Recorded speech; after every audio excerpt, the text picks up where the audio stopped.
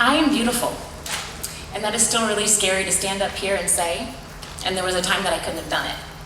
Heck, there were times this morning that I couldn't have gotten up here and said that. But I continually let go of perfect, and I find a loving sense of self by daring to be raw, real, and courageous. First time I ever saw myself through the eyes of love, they were someone else's. The car pulled into the driveway, blinding all of us in the rehearsal party, and his silhouette emerged. Headlights were beaming behind him, and I swear I heard angels singing. It was the man I had waited for to make me feel loved, beautiful, and worthy. And that he did. I was living the fairy tale. I had what every little girl wanted. I saw myself through his eyes, and I saw my truest beauty for the first time ever. The problem with seeing yourself as beautiful, worthy, and loved through someone else's eyes is you can wake up one morning and you can be told that he's gone. The person that came to my door that morning, he saw raw and he saw real. And I broke open in a way that wasn't pretty. My life changed that day, and so did I. So much so that I couldn't recognize myself. I saw a stranger looking back at me in the mirror. I kept asking people, have I changed? Do I look the same? And it was the first time I realized that what's going on inside us actually changes how we see. And I couldn't see me anymore. Because the eyes that loved me, they were gone. But life continues. And it took me a long time to realize that's actually a very beautiful thing. And it got really messy. I loved again, I lost again. I birthed two beautiful souls. Profound changes happened inside of me and around me. And I made a mess of a mess, but I'd like to think I learned along the way. I thought I was never gonna see myself again. And I was still looking for others to help me see that which had to come from within. When I was 44 and a half is significant, I fell in love with somebody who was smart and beautiful and wise and witty and kind.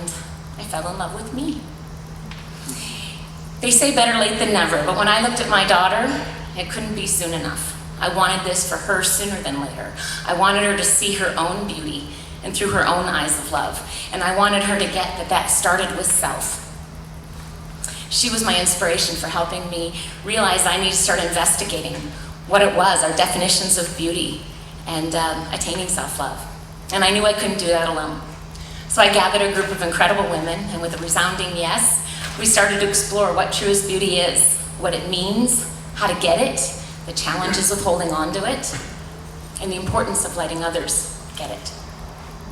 So Truest Beauty was born. We set out to create a new definition, a more expanded definition of beauty, something that challenged society's current standards. We set out to do a lot of different projects, but we started with a video. It was amazing. We started interviewing women. It was based on a poem that I wrote 22 years ago when I was looking at my own challenges with my own reflection and questioning the significance of it. We started interviewing. We did photo shoots. We started conversations. We partnered with the Fashion Design Center, and they were willing to actually look at the women inside the clothes and saw the importance of that. And they were willing to help us. They gave us the opportunity to have these 19 girls and women that were in our video have the opportunity to strut their stuff, to express themselves, and to claim how each of them were beautiful. And that's when the magic happened that night. It was life-changing to see that we connected around this. We found that it resonated with everybody. It wasn't just me, it wasn't just our group. Women were hungry for this conversation, and even more so, they were hungry for change in this area. So often as girls, we disconnect. We accept this self-deprecating comments, and it almost elicits compliments and praise from our friends. And we've disconnected around beauty rather than supporting each other in it, allowing there to be room for each of us to be beautiful. And we realized through all this that we're not the only ones having this conversation. Dove, Always, American Eagle jeans, they're all incorporated into their marketing. And yet we ultimately know that they're selling products, and the focus is still on the external. And we wanted to go deeper. We wanted to actually not just connect around the issue, but actually start to solve it. And that's what Truest Beauty is. We want to hold seminars and workshops and educational programs. We want to partner with other organizations through social media or multimedia and connecting people around this topic, that we can help girls and women start to fall in love with themselves.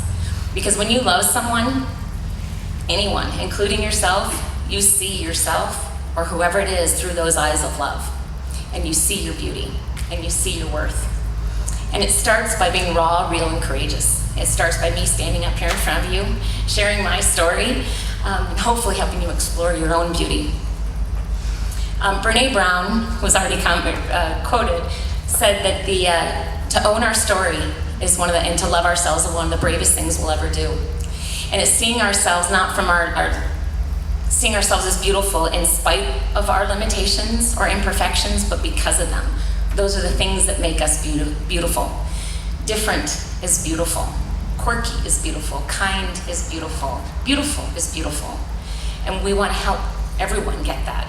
We're speaking to mothers and daughters and sisters, and eventually fathers and brothers and sons, because this is about all of us embracing this and living beautiful lives.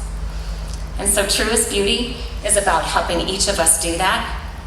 Join us on our website, check us out, let us know that you exist and that you think this is an important conversation, so that each of us in all of our lives can stand up and say that we are beautiful.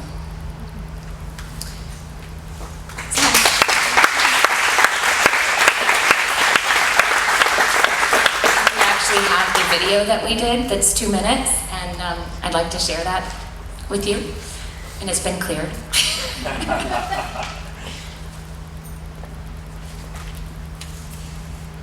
There's no audio.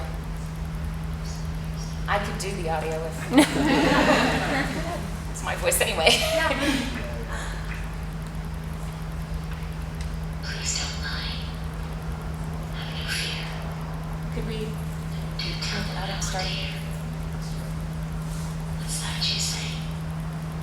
You must be true. I'm drowning in that fountain of youth. Mirror, mirror on the wall.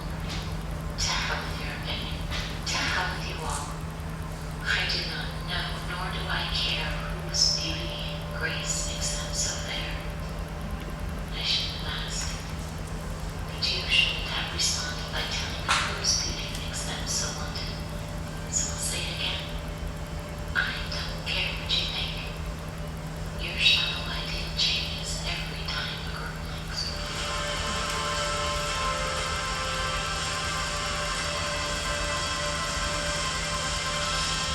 I won't be back. Until next time.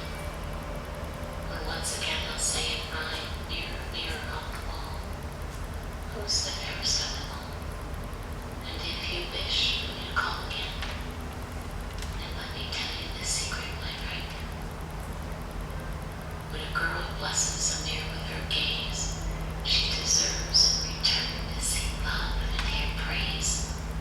For it's not her reflection itself that's real. It's how the mirror inside makes her feel.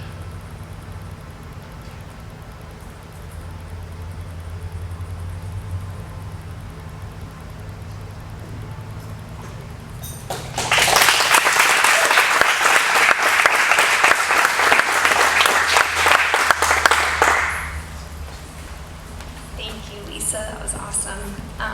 That was Lisa, everyone. Thanks for sharing. Okay.